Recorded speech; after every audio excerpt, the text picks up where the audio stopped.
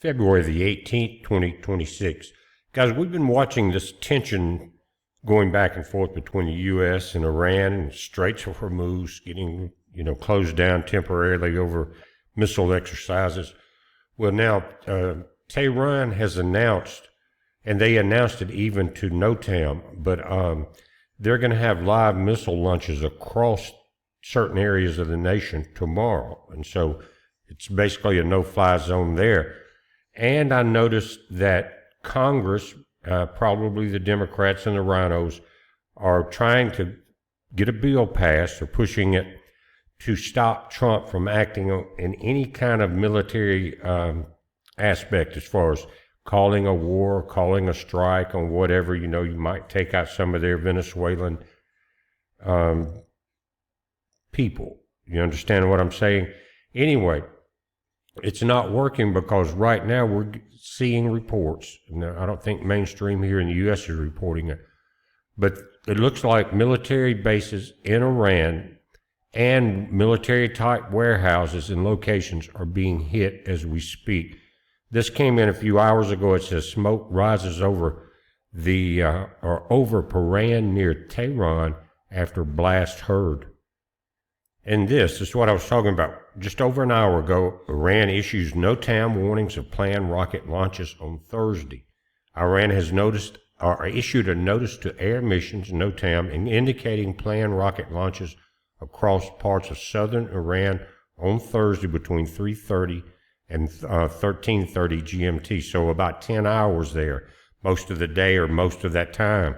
Anyway, their airspace is slightly open right now. When we're going to look at the live air traffic maps, but it's not. You can still tell that the major air traffic lanes are going either south of there or north of there. There's a little bit right up around Tehran and a couple of other jets, or larger jets, but they're not going to.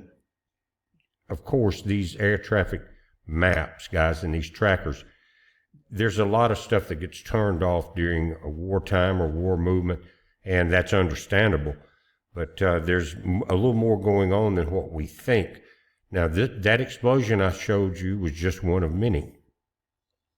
Again, another angle of a different explosion. That's what they're hearing, the explosions. They're seeing the fires go down. Again, military bases and military-type warehouses and support areas.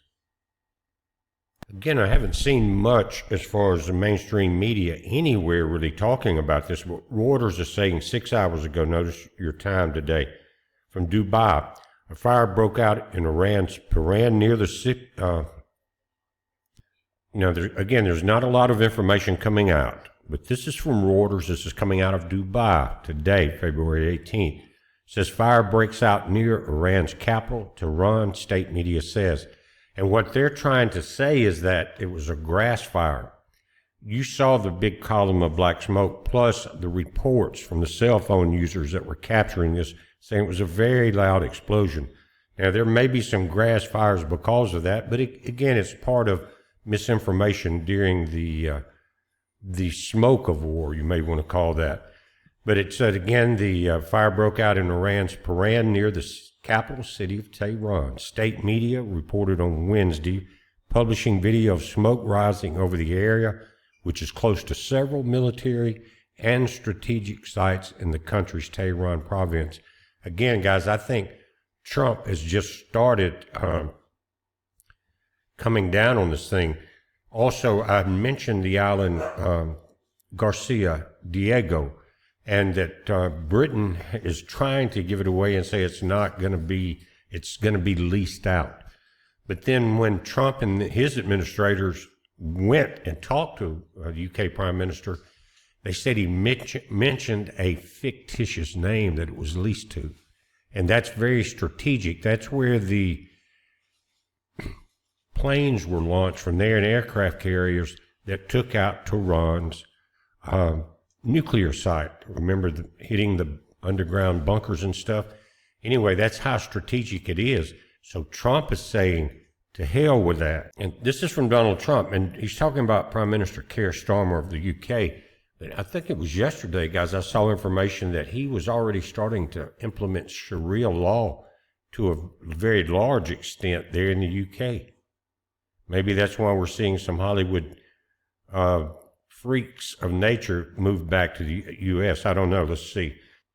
Again, he's saying that this lease is no good. He says that Starmer is making a big mistake by entering a 100-year lease with whoever it is that is claiming that right, title, and interest to Diego Garcia, strategically located in the Indian Ocean.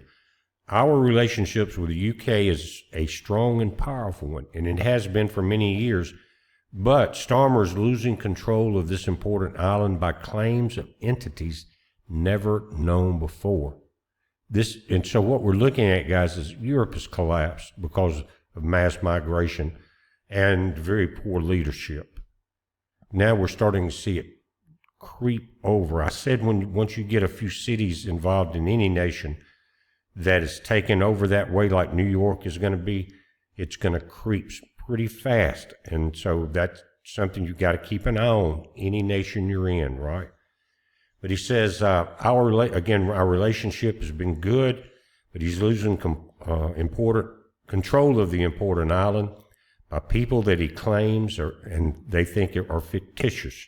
Should Iran decide not to make a deal, it may be necessary for the U.S.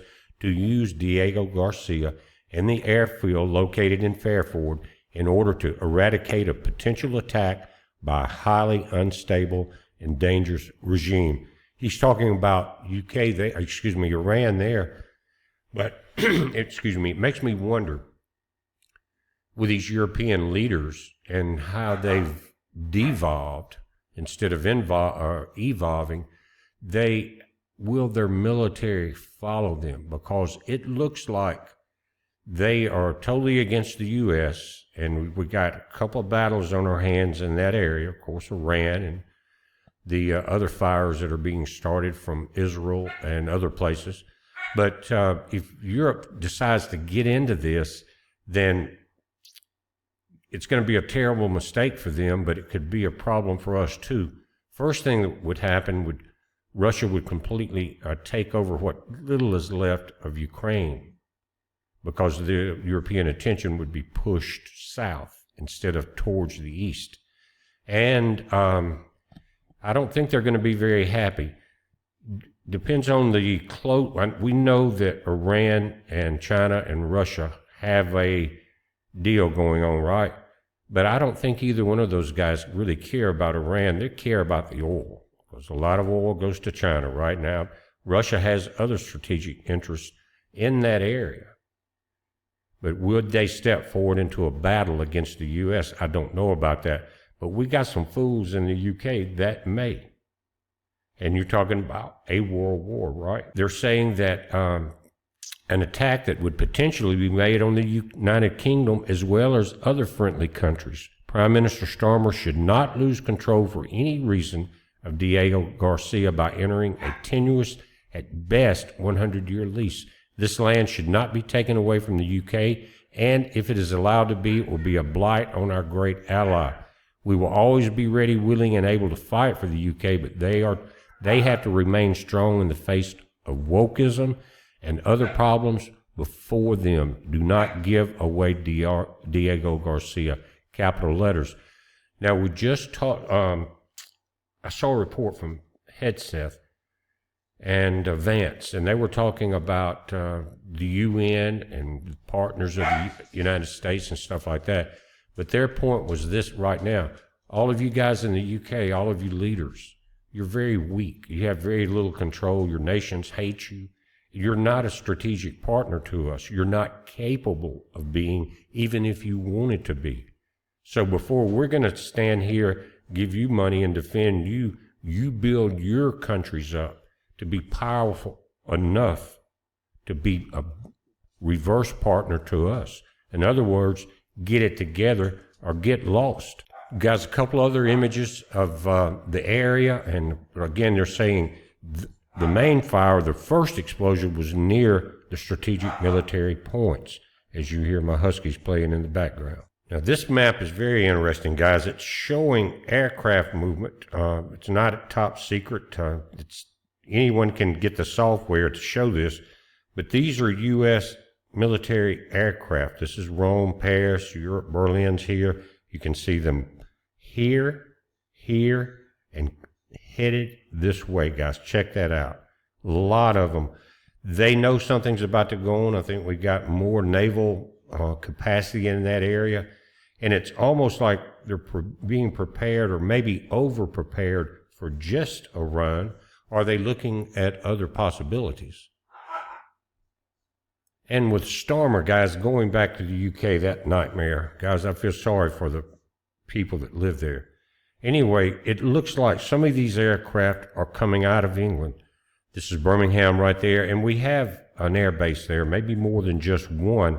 So how is that going to play out if we get into a conflict because of Stormer, or if Russia does what they said to the UK, that we will sink you in the ocean if you keep up your crap sending ammunition to Ukraine or soldiers or anything else. They said, we will sink you.